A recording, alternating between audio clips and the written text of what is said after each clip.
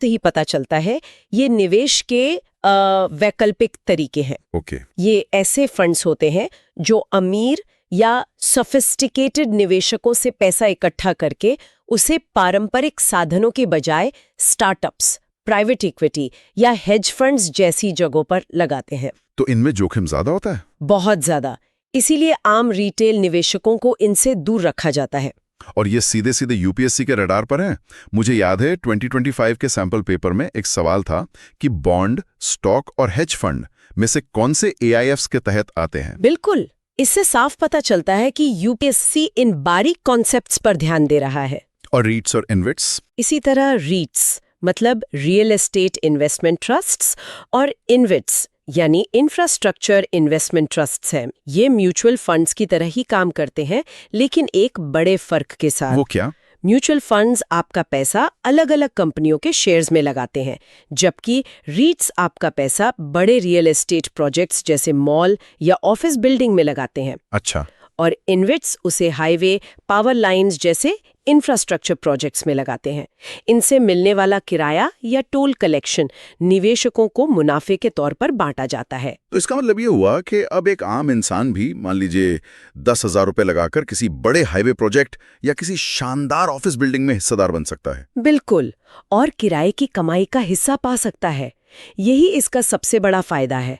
ये real estate और infrastructure में निवेश को कह सकते हैं डेमोक्रेटाइज करता है। वाह। तो इन सब को याद रखने के लिए सेबी के मुख्य कार्यों का एक आसान मेमोरी हुक है पीडीआर। पीडीआर?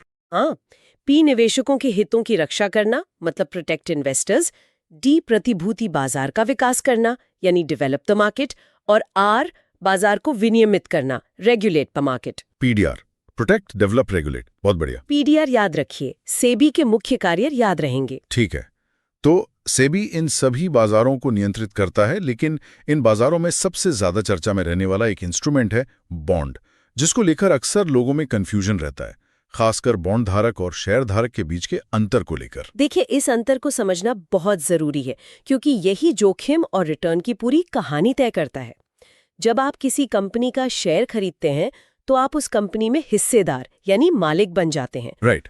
अगर कंपनी को जबरदस्त मुनाफा होता है तो आपके शेयर की कीमत बढ़ेगी, आपको डिविडेंड मिलेगा। लेकिन अगर कंपनी डूब जाती है तो आपका सारा पैसा भी डूब सकता है। यहाँ रिटर्न की संभावना असीमित है, तो जोखिम भी उतना ही ज्यादा है। बिल्कुल। लेकिन अगर कंपनी को जबरदस्त मुनाफा हो तो क्या बॉन्ड धारक को भी उसका कोई फायदा मिलता है, या वो अपने फिक्स ब्याज पर ही अटका रहता है? यहीं पर शायद शेयर धारक बाजी मार ले जाता है। आपने बिल्कुल सही नस पकड़ी है। बॉन्ड धारक कंपनी का मालिक नहीं, बल्कि एक लेनदार, एक लेंडर होता है। ओके। उसने कंपनी को एक निश्चित समय के लिए एक निश्चित ब्याज दर पर कर्ज दिया है। कंपनी चाहे आसमान छू ले या मुश्किल में हो, उसे बॉन्ड धारक को तय ब्याज और मूलधन चुकाना ही होगा। मतलब सुरक्षा ज्यादा है। हाँ, इसीलिए जब कंपनी दिवालिया होती है तो पहले बॉन्ड धारकों का पैसा चुकाया जाता है, और अगर कुछ बचा तो शेयर धारकों को मिलता है। तो बॉन्ड में सुरक्षा ज्यादा है, लेकिन मुनाफा सीमित है। अच्छा, ये बॉन्ड यील्ड वाला कॉन्सेप्ट मुझे हमेशा कंफ्यूज करता है। कीमत गिरने पर रिटर्न बढ़ कैसे सकता है? ये सुनने में उल्टा लगता है। इसे एक सीसॉ की तरह समझा जाता है। हाँ, लेकिन ये काम कैसे करता है? इसे एक बहुत ही सरल उदाहरण से समझते हैं। मान लीजिए आपने एक सरकारी बॉन्ड 1,000 रुपए में खरीदा, जिसके फेस वैल्यू 1,000 रुपए है, और उस पर 8% का सालाना ब्याज यानी कूपन रेट है। ठीक है। तो आपको हर साल 80 रुपए का ब्याज मिलेगा, ये तय है। ठीक है, यहाँ तक तो सीधा है। अब मान लीजिए 1 साल बाद आरबीआई अर्थव्यवस्था को ठंडा करने के लिए ब्याज दरें बढ़ा देता है। अब सरकार जो नए बॉन्ड जारी कर रही है वो 10% ब्याज दे रहे हैं। ओह। अब आप ही बताइए, कोई निवेशक आपका पुराना 8% वाला बॉन्ड क्यों खरीदेगा जब बाजार में 10% वाले नए बॉन्ड उपलब्ध हैं? नहीं खरीदेगा। मुझे अपने बॉन्ड की कीमत कम करनी पड़ेगी ताकि वो आकर्षक लगे। बिल्कुल सही।